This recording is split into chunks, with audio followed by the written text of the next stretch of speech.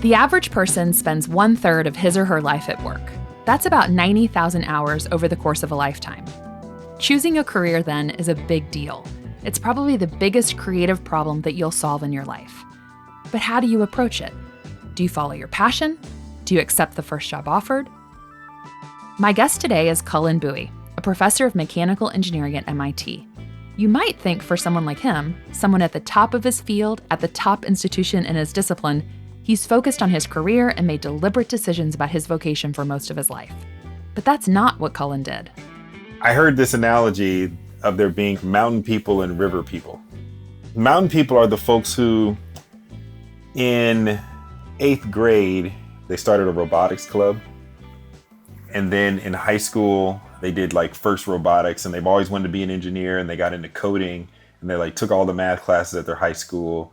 And then they come to MIT, and they're going to major in electrical engineering and computer science, and they're still involved in robotics. And then they get an internship at Amazon doing AI. And their whole life has been electrical engineering and robotics. You look up 30 years later and they're vice president for, robotics and automation for, Tesla or something. And it's that they've kind of been on this path up this mountain. There's this singular goal of this place where they're trying to go. And that's kind of one way of navigating life. Cullen has met a lot of those people, and there's nothing wrong with them. But Cullen isn't one of them. I'm more of a river person. When you're on a river, you actually don't know where it's going, right? It goes around this mountain, it goes through this forest. It's moving, it is going somewhere, but you don't see the whole path while you're on it. And that's how Cullen has approached his career. He's never followed a well-crafted, deliberate path. Instead, he's gone with the flow. He's been curious in the moment. He's asked, what do I have to lose? He hasn't just paid attention to his passion, to what makes him tick. He's also paid attention to his pain and suffering, and wondered if there are ways to solve for it. And that mentality has led to several twists and turns in his life, even to now working on technology that could end up saving his own son's life. This is Beyond the Forum, a podcast from the Veritas Forum and PRX that explores the ideas that shape our lives. This season, we're talking about the intersection of science and God. I'm your host, Bethany Jenkins, and I run the media and content work at the Veritas Forum, a Christian nonprofit that hosts conversations that matter across different worldviews.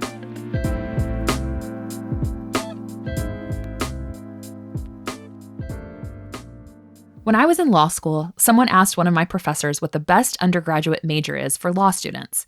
Without hesitation, my professor said engineering. At the time, I didn't know what he meant. But as I've become more familiar with what engineers do, I get it. Engineers, like lawyers, solve problems. And solving problems, especially at a system level, often involves thinking about things that might or might not happen. It involves thinking about risk. And when it comes to engineers, at least, it involves thinking about risk with an eye to build something. Cullen is a mechanical engineer, which is probably one of the broadest engineering disciplines. And his particular area of research is in microfluidics, which looks at how fluids behave through microchannels. We're talking tube sizes of around 100 nanometers to 500 micrometers. For reference, a sheet of paper is about 100,000 nanometers thick. So at the smallest level, Cullen is looking at how fluids behave in channels that are 1/1000th the thickness of a sheet of paper. In practice, what does this work mean? My group looks at ways of delivering genetic material into cells. We flow cells and then we zap them. And that opens pores in the cells that allow gene editing constructs can get in. You can change how the cells function. You can get a living organism to become a therapy. And it's this work that intersects with everyday therapy applications, that is shaping his work in incredible ways today. More on that later.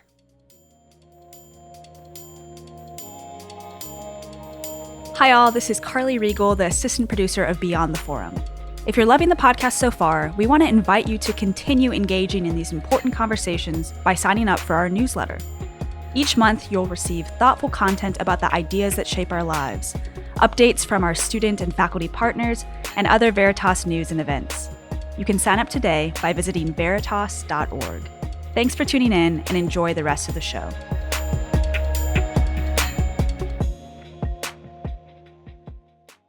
Microfluidics wasn't always what Cullen thought he would be doing. In 1999, when he was finishing high school, he went on a road trip with his dad that would be the first time he'd simply follow the river about his career. My youngest brother was in a football camp at Ohio State, which is where I was going to school. So I go down with my father to pick him up. And my dad had the idea, which was a great idea, to meet some administrators while I was there. And when I met those administrators, they were interested in some work that I had done in high school through a group that was trying to bridge the achievement gap between African American men in particular and the rest of the population in the school. And it had been written up in Newsweek, and someone at Ohio State had seen the article and wanted to talk to me about it. So I was talking to them about this program. Then they asked about my major, and I said I was undecided. I wasn't really sure. And they asked if I'd considered engineering. Not only had he not considered engineering as a major, he didn't quite know what engineering was. I was totally clueless. They send me to the College of Engineering. While there, I meet a woman named Minnie McGee, who was the associate dean for the minority engineering program at Ohio State. And she's telling me about engineering, and then she tells me about a program that they have at Ohio State called Preface, where students come in and spend 6 weeks on campus taking engineering classes and learning what engineering is about. And she asked if I would like to join the program, like right there on the spot. And I talked to my dad about it, who was, there with me. And we just kind of decided right there on the spot, like, well, I don't know where this will lead, but yeah, I'll try it. And this was a Friday, and the program started that Sunday.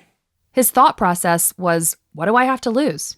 Made a bunch of good friends, enjoyed the classes, and decided engineering is going to give me some options. I don't know what I want to do, but this will give me some options. That's good enough for me. Chose mechanical engineering because that was better than undecided. Mechanical engineering was very broad, and because I wasn't exactly sure what I wanted to do, I wanted to get a nice broad background.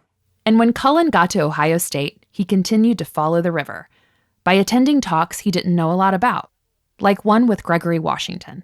Today, Professor Washington is president of George Mason University. But back when Cullen was an undergrad, in the early 2000s, Professor Washington was an assistant professor of mechanical engineering at Ohio State, and one of only 2 or 3 African-American faculty in engineering. So Cullen attended a National Society of Black Engineers meeting where Professor Washington was speaking. And he gives a whole talk on how to succeed academically and get good grades. And then at the end of the talk, he said, if you're in this room and you're a mechanical engineer, you need to get to know me.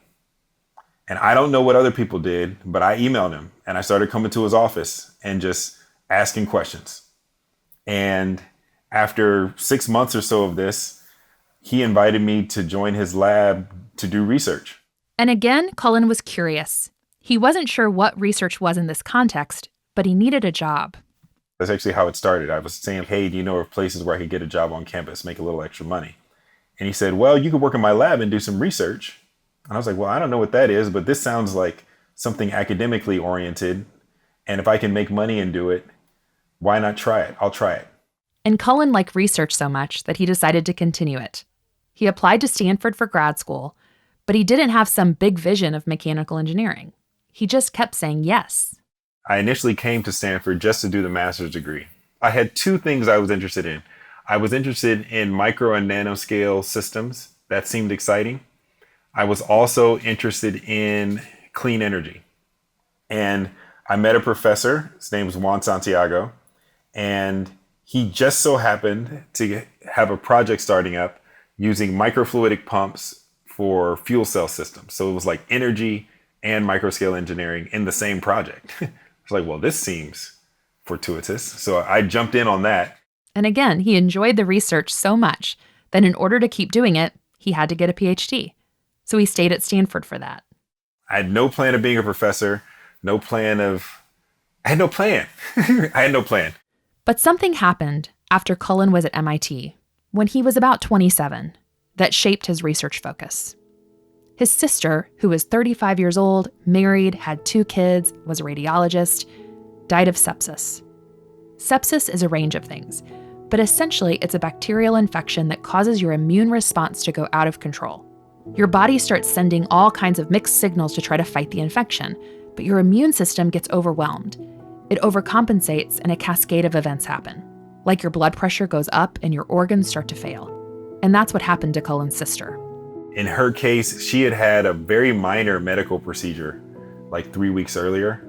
And what was suspected is that led to the infection. The challenge was she had some other health complications.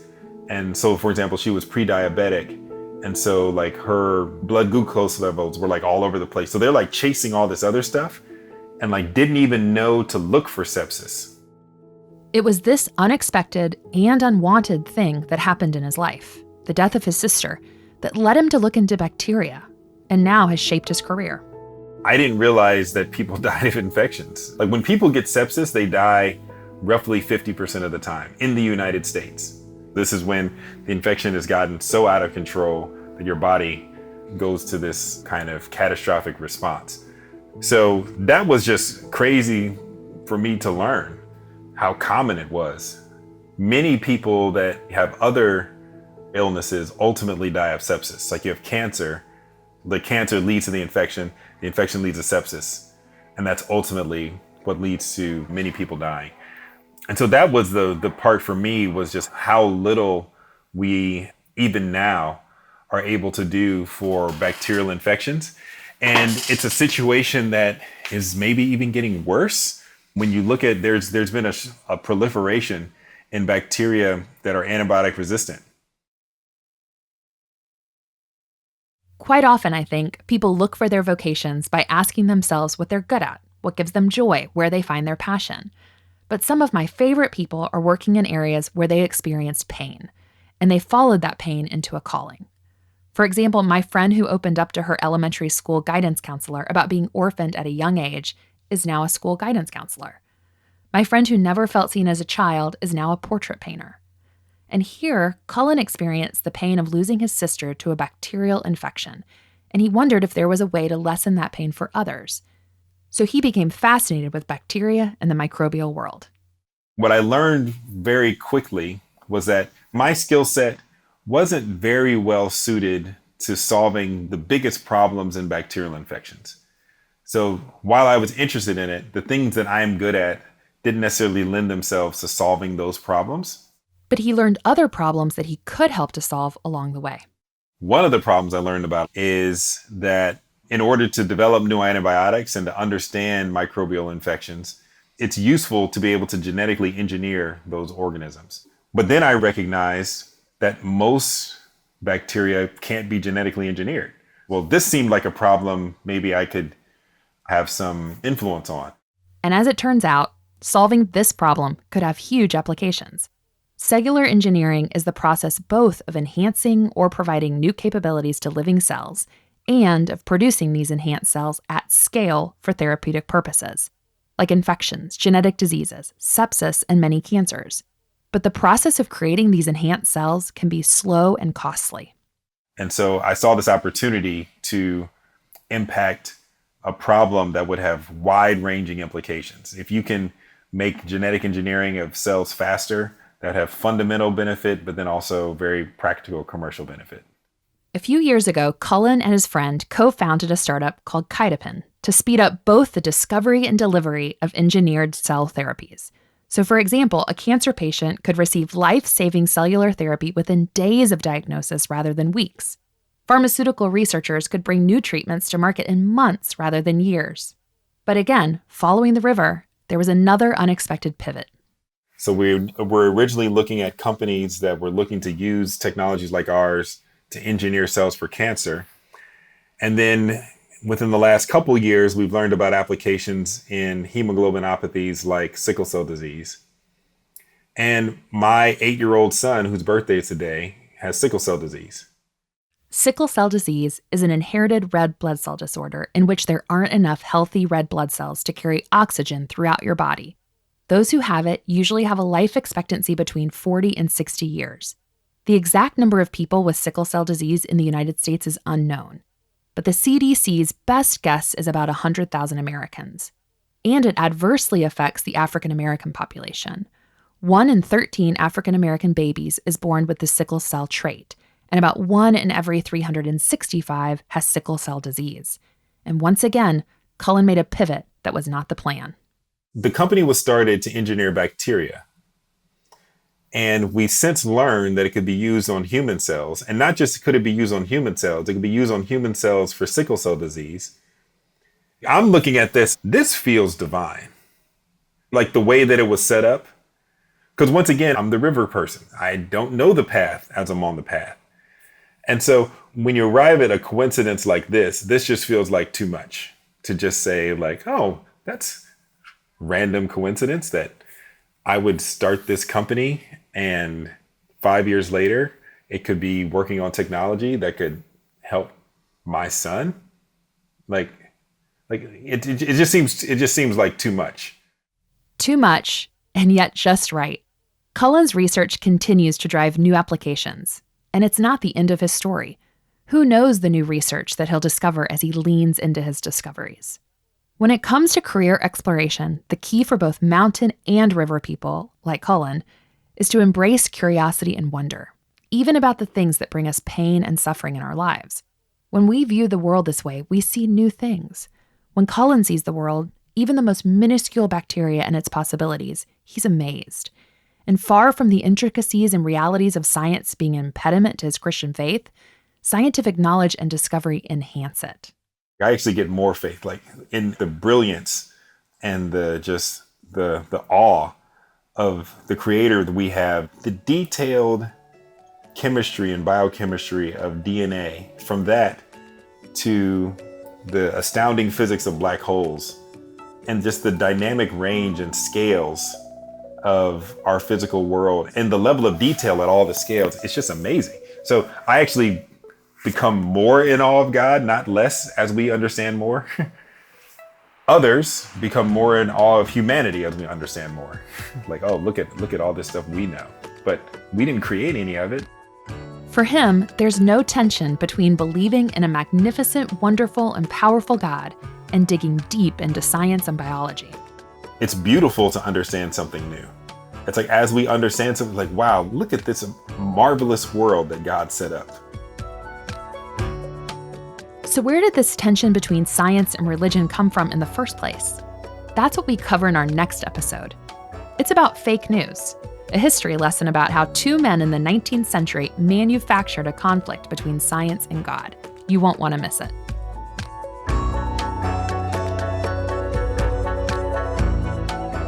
Hi again, this is assistant producer Carly Riegel.